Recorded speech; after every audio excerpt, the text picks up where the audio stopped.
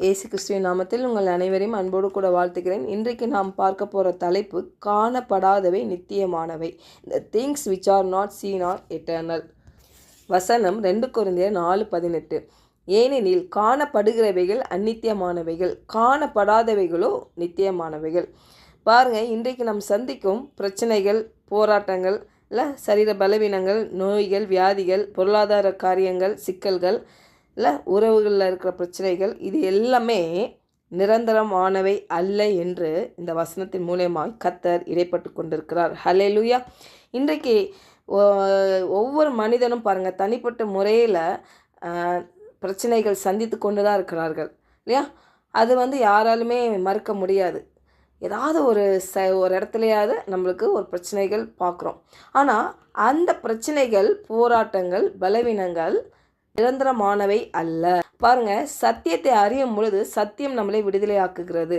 அப்போது நம்ம என்னென்ன பிரச்சனைகளை நம்ம சந்திக்கிறோமோ அதிலிருந்து தேவன் அற்புதமாய் நம்மளை விடுதலை ஆக்கக்கூடிய அந்த வல்லமையும் அவர் வார்த்தையில் இருக்கிற ஜீவனும் நமக்குள்ளே கடந்து செல்லும் பொழுது பாருங்க, எது காணப்படாததோ அது நித்தியமானவைகளாய் மாறுகிறது.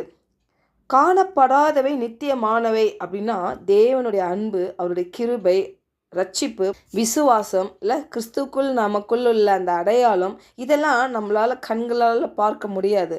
ஆனால் அதுதான் உண்மையானது, அதுதான் நித்தியமானவை என்று வேதம் சொல்லுகிறது. ஹல்லேலூயா. பாருங்க, யோவான் 6:63 ஆவியை உயிர்ப்பிக்கிறது, மாம்சமானது ஒன்றுக்கும் உதவாது.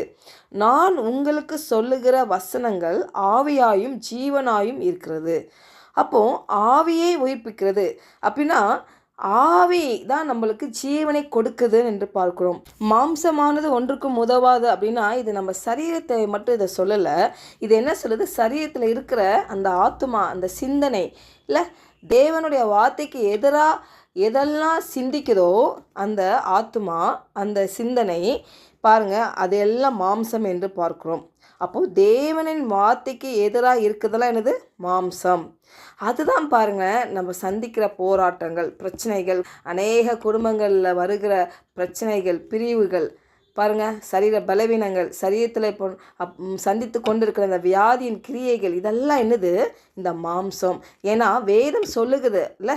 பாருங்கள், ஏசாயா 53:5 நம்முடைய மீறுதல்கள் நிமித்தம் அவர் காயப்பட்டு, நம்முடைய அக்கிரங்கள் நிமித்தம் அவர் நொறுக்கப்பட்டார், நமக்கு சமாதானத்தை உண்டு பண்ணும் ஆக்கனை அவர் மேல் வந்தது, அவருடைய தழும்புகளால் குணமாகிறோம் என்று வசனம் சொல்லுகிறது. அப்போது அவருடைய தழும்புகளால் நம்ம குணமாக்கின அந்த சரீரத்தை தான் கர்த்தர் ஒரு ஆவிக்குரிய மனிதனுக்கு கொடுத்திருக்கிறார். ஹல்லேலூயா.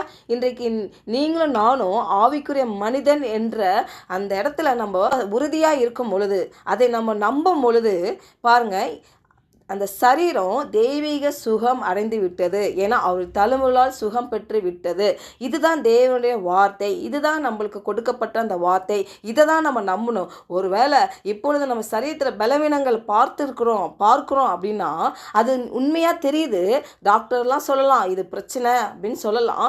ஆனால் பாருங்கள், வசனம் சொல்லுது அது அநித்தியமானவைகள் என்று சொல்லுகிறது. ஹல்லேலூயா. அதனால் ஆவியானட்ட நம்ம விட்டு கொடுக்கணும் பாருங்க. கர்த்தர் அற்புதமாக நடத்துவார். நம்ம டாக்டர் சொல்லுவாங்க, ஆனால் அவங்க உலக ஞானத்தில் என்ன பேசுகிறாங்க இல்லை? ஆனால் இங்கே வார்த்தை என்ன சொல்லுது? ஆவியானவர் மூலமாக நம்மளுக்கு கொடுக்கப்பட்டிருக்குது. இதுதான் உண்மை என்ற வார்த்தை சொல்லுகிறது. அப்போது மெடிக்கல் ட்ரீட்மெண்ட்டில் போனாலுமே பாருங்கள், கர்த்தர் வார்த்தையை அறிக்கை பண்ணுங்கள், அதை விசுவாசிங்க. ஆண்டவரே, இந்த சூழ்நிலை இப்போ நான் பலவீனத்தில் இருக்கிறேன், ஆனால் அவங்க வார்த்தை சொல்லுகிறது உங்களுடைய தழும்புகளால் நான் தெய்வீக சுகம் அடைந்திருக்கிறேன் என்று. அதனால் நான் விசுவாசிக்கிறேன்ப்பா. இந்த சரீரம் இந்த பலவீனத்திலிருந்து ஒரு விடுதலை பார்க்க போகுது, ஒரு சுகத்தை நான் பெற போகிறேன், அதுக்காக உமக்கு நன்றி செலுத்துகிறேன்னு சொல்லி நீங்கள் இப்படி இந்த ஜெபத்தை பண்ணி பாருங்களேன். பரிசுத்த ஆவியானவர் உங்களை அற்புதமாக வழி நடத்துவார். ஹல்லேலூயா.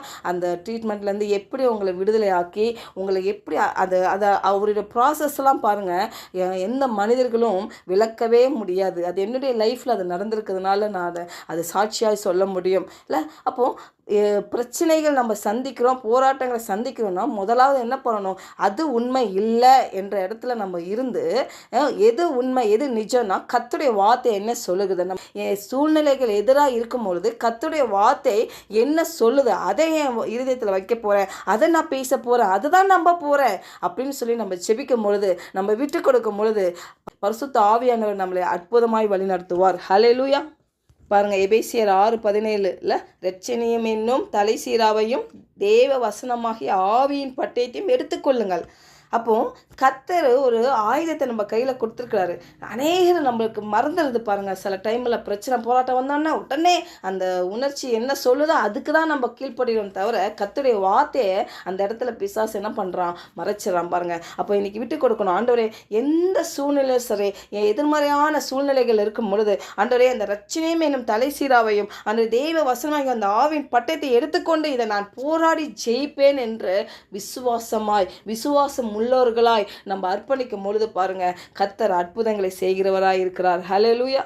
பாருங்க, போர்க்களத்தில் ஒரு வீரர் என்ன பண்ணுவாங்க, எல்லாம் கவசத்தை அணிந்து கொண்டிருப்பாங்க பாதுகாப்புக்காக. இன்றைக்கு உங்களுக்கு எனக்கும் தேவனுடைய பிரசன்னம், தேவனுடைய அவர் கொடுத்த அந்த தூதர்கள் நமக்கு சுற்றிலும் நம்மளை வேலையெடுத்து பாதுகாத்து கொண்டிருக்கிறார்கள்.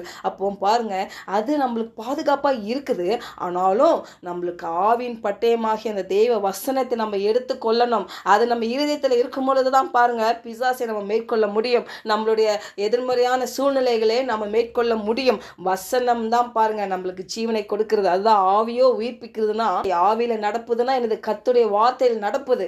ஹல்லேலூயா. பாருங்க, பவுல் சொல்றாருல, விசுவாசத்தின் நல்ல போராட்டத்தை போராடு.